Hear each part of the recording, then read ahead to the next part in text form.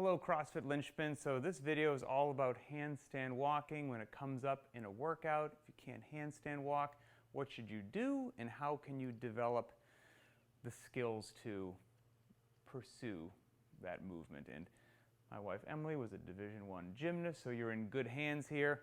After chatting with her, first and foremost what you need to do is develop an open room handstand. So I think a lot of CrossFitters say, oh, I can't walk on my hands. I can't hold a handstand, so I'm just going to start trying to learn how to handstand walk and just keep falling, keep falling, keep falling, and hope I get it one day.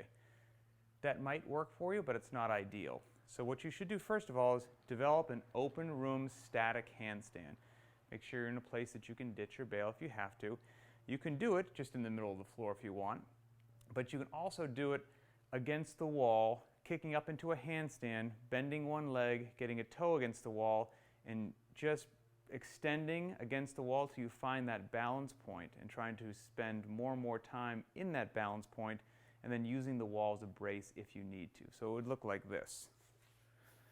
Emily kicks up against the wall and now she's bending one leg, pushing off until now she's open room, falls a little bit, goes back against the wall, and she's going to keep playing this game. You can relax until little by little she's using the wall less and less and developing that static handstand more and more. Then you're on a good path to start having that handstand walk.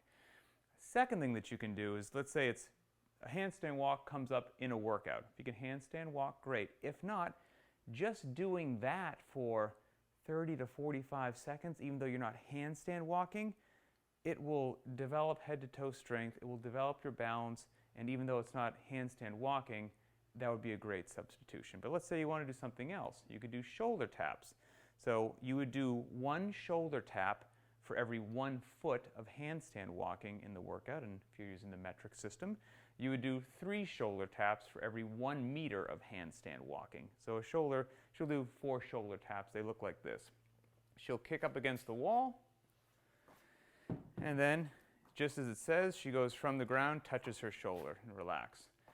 Very challenging, needs some strength, needs some balance, but you could get really good at shoulder taps and still not to be able to walk on your hands. So make sure you are trying to progress in those other skills that we mentioned a second ago.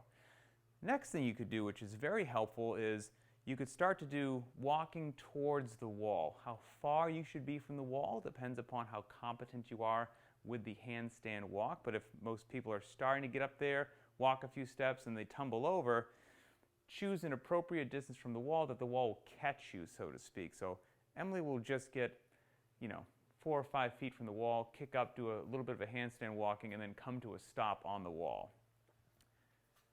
1, 2, and the wall catches her, and she kicks back down.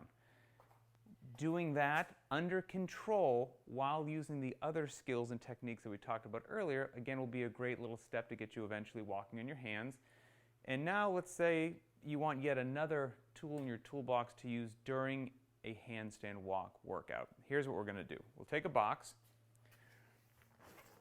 and I'm putting it against the wall here just because that's what works with my camera's framing right now. But you would put the box in the middle of the room, and what the athlete would do, she'll get her feet on the box and she's going to shuffle her hands and walk on her hands around the box. Now bear in mind, she's just going to give you a small snippet of the range of motion.